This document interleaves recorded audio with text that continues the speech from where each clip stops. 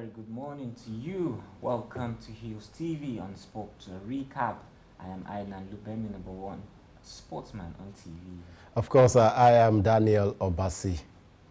All right, looking at the actions that took place over the weekend, just including yesterday in the European Champions League, we saw Chelsea losing out of the competition. We also saw Real Madrid advancing to the competition to the next stage, and also a lot of games took place yesterday. And also in the local scene, we saw that our own NFF president, talking about Amaju Pinnick, has been given a new role at the FIFA committee. Of course, a lot. In terms of the fact that a rumors coming in was the fact that he was probably going for the third term in office. And I think for me personally, most people, some school of thought are of the opinion that he should at this moment step down. 2 years, 2 tenure as the NFF president, it should be good enough. Now, let's look at him over the past 2 terms he has been in office. What has the Super Eagles gotten? And all of the things involved. Now, when you look at the past 5, 6, 7 years, the only thing we probably might get to lay our hands is the fact that, okay, we can remember 2013 where we won the African Cup of Nations. And it was even won by a local-based coach, talking about former late, talking about Stephen Keshi. So all of these things being brought together does not really portend well. What have we been able to get over his 2 term in office? So, and then it is that period we saw a lot of foreign-based players coming into our own national team. Now, 2013, we won it with a local-based team, infusing it with the foreign-based player. But since so far so good, in the past 5, 6 years, we've had enough foreign players in the national team, which is really bad for our team. Now, look at, even before he came in, where was the NPFL? Now, where are we now currently in the standings in terms of the best league in the world? We are currently on the 12th position. So it's really bad for us. But for me, like I said, some school of thought will feel, okay, enough is enough, time to step down and probably let someone else rule the Nigerian Football Federation. Well, talking about stepping aside, we also saw that amid those calls, when we were receiving reports that he was going to resign or having those issues, we saw FIFA stepping in and giving him a new role on the advisory board. Is it the right time for him to leave, or does he still have more to offer to Nigerian football? For me, he has been there. Aside from the fact that the CAF boss, talking about Patrice Motsepe, actually nominated him. He has also is also part of the NFF committee, the CAF committee on the continent. So for me, I think for now, even if he wants to go to the continental scene, he wants to go on the global scene, fine, you can do that. But what has even been the impact since he has been there, and also as the NFF president? So all of these things are things some school of thought are beginning to put in 1s and 2s and say, okay, I think it's time, let someone else take the job, the mantle of the position, and let's see how far we can go with the Nigerian Football Federation. All right, away from Nigerian football now to the Falcons, talking about the Falcons coach, talking about around the Wildrum, where we received reports that he say he's very confident that the Falcons will do so well at the AFCON taking place in Morocco later this year. It's quite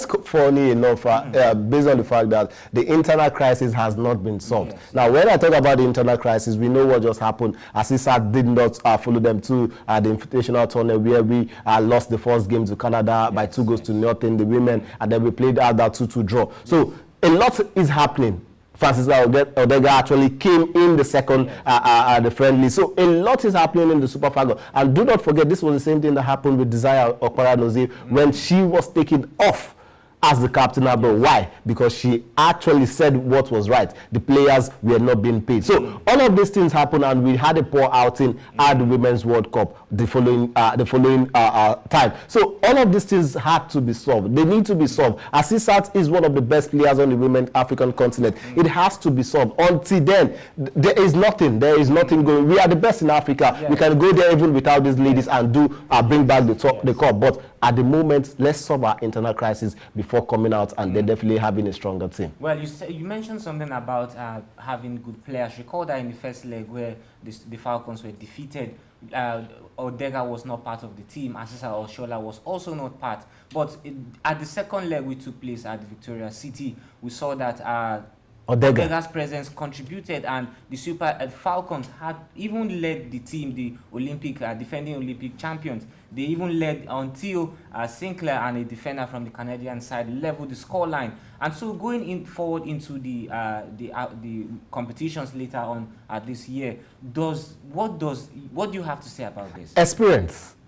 CSK Moscow, Odegaard, like you said, she came into the second game, and we saw what happened. The Super Falcons led on both occasions, and they were just not lucky enough to actually win that game by 2 goals, because we saw the Canadian team coming late in that game to actually got equalizer. What I'm saying is experience would definitely be blended. Onomoni is just coming into the team. She got her first game at the Moshood Abiola Stadium just a few months ago. So a blend of experience and a blend of fresh talents who are hungry to make the national team proud is what we want. But at the end of the day, let's not have that internal crisis, and we are good to go to remain as the best when it comes to women on the continent. All right, I'm still talking football. Let's quickly let you all the actions that took place yesterday night in the European Champions League. We saw Real Madrid losing at home at the Santiago Bernabeu against Chelsea by 3 goals to 2, while Villarreal and Bayern Munich played out a 1-1 draw.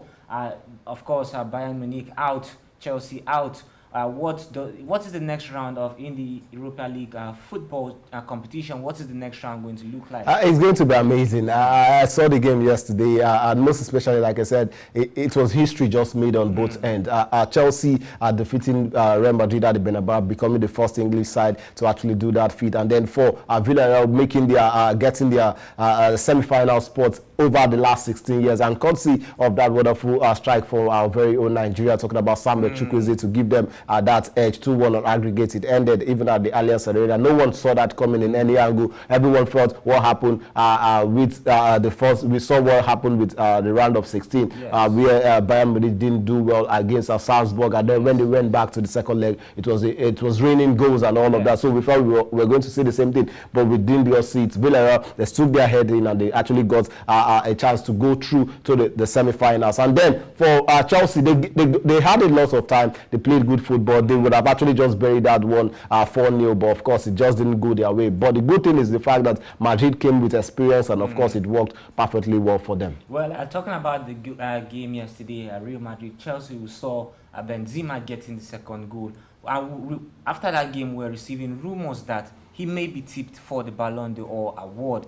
Do you think this is true? At the moment, there's no one who comes close. I have to be sincere. There is no player currently who comes close to Karim Benzema. I have to be sincere with this one. I just hope it definitely comes to him. A lot of people said when Ronaldo was at Real Madrid, he was under the shadows. Now we're getting to see the full Karim Benzema, and it's amazing to actually watch. And definitely we'll see how things unfold, even as they continue in their pursuit of their 14th Champions League glory. All right, before we go, let's quickly let you know that LA Lakers head coach, talking about Frank Vogel, has been sacked by the team after failing to qualify the LA Lakers for the NBA playoffs. A sad one coming there for Frank. Of course, he has lost that position for failing to qualify LA Lakers in the NBA. A sad one, most especially for LA Lakers, and most especially for the king himself, LeBron James.